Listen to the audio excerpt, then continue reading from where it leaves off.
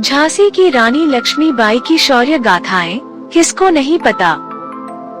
उनका जिक्र आते ही हम अपने बचपन में लौट जाते हैं और सुभद्रा कुमारी चौहान की वह पंक्तियां गुनगुनाने लगते हैं जिनमें वह कहती हैं, खूब लड़ी मर्दानी, वह तो झांसी वाली रानी थी।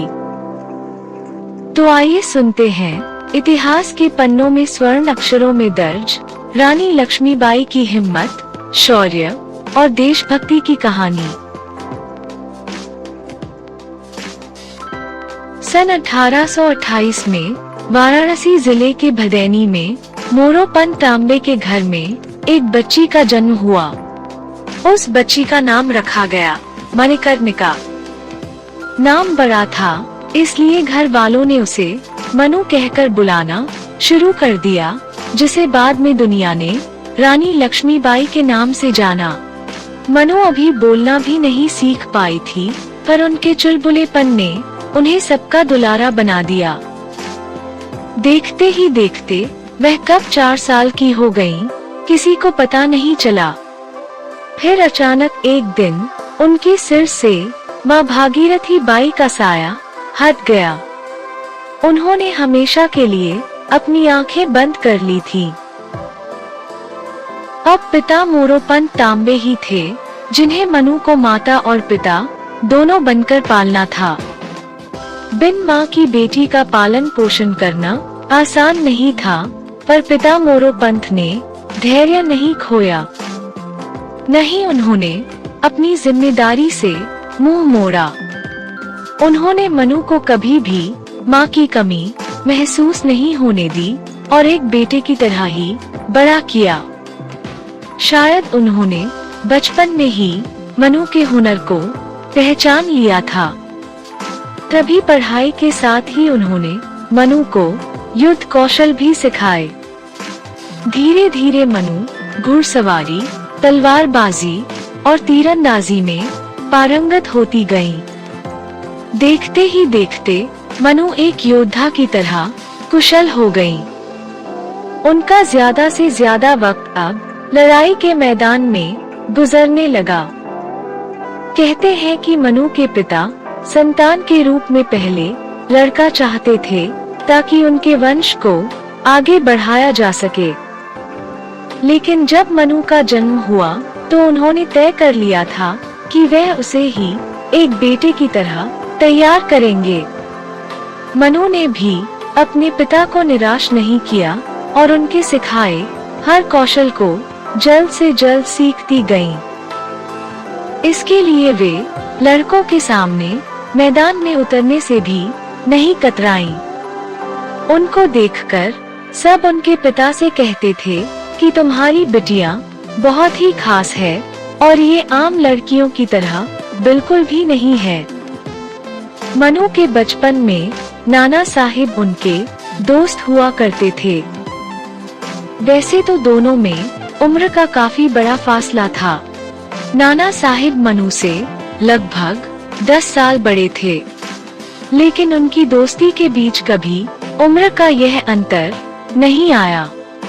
नाना साहिब और मनु के साथ एक शख्स और था जो अक्सर इन दोनों के साथ रहता था। उस शख्स का नाम था तात्या टोपे। बचपन से ये तीनों एक साथ खेलते और युद्ध की प्रतियोगिताओं में भी एक साथ ही भाग लेते रहते थे। माना जाता है कि रानी लक्ष्मीबाई ने जब पहली आजादी की जंग लड़ी थी, तब भी इन दोनों ने उनका कंधे से कंधा मिलाकर साथ दिया था। मनु बचपन से ही ये मानती थी कि वह लड़कों के जैसे सारे काम कर सकती है। एक बार उन्होंने देखा कि उनके दोस्त नाना एक हाथी पर घूम रहे थे। हाथी को देखकर उनके अंदर भी हाथी की सवारी की जिज्ञासा जागी। उन्होंने नाना को टोकते हुए कहा कि वे हाथी की सवारी करना चाहती हैं।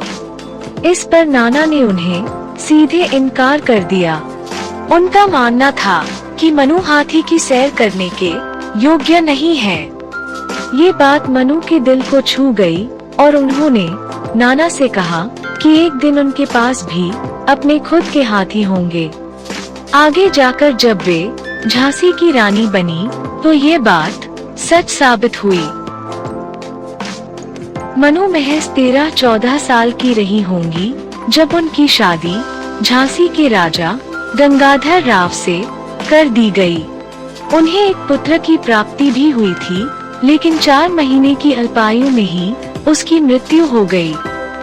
अंग्रेजों से अपने राज्य को बचाने के लिए राजा गंगाधर राव ने एक बच्चे को गोद लिया। बच्चे का नाम दामोदर राव रखा गया, लेकिन गंगाधर राव बच्चे के नामकरण के अगले दिन ही चल बसे। अपनी खुद की संतान न होने के कारण अंग्रेजी हुकूमत ने रानी लक्ष्मीबाई को झांसी छोड़ने का फरमान जारी कर दिया। गवर्नर जनरल लॉर्ड डलहौजी ने झांसी पर कब्जा कर लिया और रानी को गद्दी से बेदखल करने का आदेश जारी कर दिया। लेकिन स्वाभिमानी रानी ने फैसला कर लिया था कि वो अपनी झांसी अंग्रेजों को नहीं देंगी। जब अंग्रेजी दूत रानी के पास किला खाली करने का फरमान लेकर आए तो रानी ने गरज कर कहा, मैं अपनी झांसी नहीं दूंगी। जनवरी 1858 में अंग्रेजी सेना झांसी पर कब्जा करने के लिए आगे बढ़ी। लक्ष्मीबाई युद्ध के मैदान में कूद पड़ी और उनकी सेना ने अंग्रेजों को आगे बढ़ने से रोक दिया। लड़ाई 2 हफ्तों तक चली और अंग्रेजी सेना को पीछे हटना पड़ा, लेकिन अंग्रेज बार बार दोगुनी ताकत के साथ वापस आ जाते। झांसी की सेना लड़ते लड़ते थक गई थी। आखिरकार अप्रैल 1858 में अंग्रेजों ने झांसी पर कब्जा कर लिया। रानी लक्ष्मीबाई अपने कुछ भरोसेमंद साथियों के साथ अंग्रेजों को चकमा देकर किले से निकलने में कामयाब हो गईं। रानी और उनकी सेना कालपी जा पहुंची और उनके द्वारा ग्वालियर के किले पर कब्जा करने की योजना बनाई गई। ग्वालियर के राजा किसी भी हमले की तैयारी में नहीं थे। 30 मई 1858 के दिन रानी अचानक अपने सैनिकों के साथ ग्वालियर पर टूट पड़ी और 1 जून 1858 के दिन ग्वालियर के किले पर रानी का कब्जा हो गया। ग्वालियर अंग्रेजी हुकूमत के लिए बहुत महत्वपूर्ण था। ग्वालियर के किले पर रानी लक्ष्मीबाई का अधिकार होना अंग्रेजों की बहुत बड़ी हार थी। अंग्रेजों ने ग्वालियर के किले पर हमला कर दिया। रानी ने भीषण मार काट मचाई। बिजली की भांति लक्ष्मीबाई अंग्रेजों का सफाया करते हुए आगे बढ़ती जा रही थी। ग्वालियर की लड़ाई का दूसरा दिन था। रानी लड़ते लड़ते अंग्रेजों से चारों तरफ से घिर गईं। वे एक नाले के पास आ पहुंची, जहां आगे जाने का कोई रास्ता नहीं था और उनका घोड़ा नाले को पार नहीं कर पा रहा था। रानी अकेली थी और सैकड़ों अंग्रेज सैनिकों ने मिलकर रानी पर वार करना शुरू कर दिया। रानी घायल होकर गिर पड़ी, लेकिन उन्होंने अंग्रेज सैनिकों को जाने नहीं दिया और मरते मरते भी उन्होंने उन सभी को मार गिराया। लक्ष्मीबाई नहीं चाहती थी कि उनके मरने के बाद उनके शरीर को अंग्रेज छू पाएं। वहीं पास में एक साधु की कुटिया थी। साधु लक्ष्मीबाई को अपनी कुटिया तक ले आए। लक्ष्मीबाई ने साधु से विनती की कि उन्हें तुरंत जला दिया जाए और इस तरह 18 जून 1858 के दिन ग्वालियर में रानी वीरगति को प्राप्त हो गई। रानी लक्ष्मीबाई का जीवन हमारे लिए प्रेरणा का स्रोत है। इससे हम संघर्ष का नया अध्याय लिख सकते हैं। अगर रानी लक्ष्मीबाई और उन जैसी अन्य महानतम महिलाओं ने हमारे देश के लिए संघर्ष न किया होता तो शायद हम आज भी अंग्रेजों के गुलाम होते।